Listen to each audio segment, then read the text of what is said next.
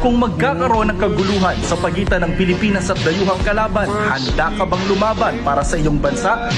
Sabi ng iba naming nakausap, Kahit ngayon, isuntukan lang, pwede na. Kaming mga gwardiya, kasama kami pag civil war na. Nakikipaglaban po ako para sa ating bansang Pilipinas. Isa po ang responsibilidad natin na tumulong at makipaglaban para sa ating mga bansa.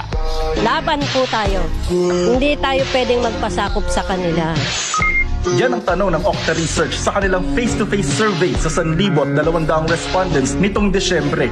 Panahong binomba ng tubig at itinaboy ng China ang mga barko ng Pilipinas sa West Philippine Sea.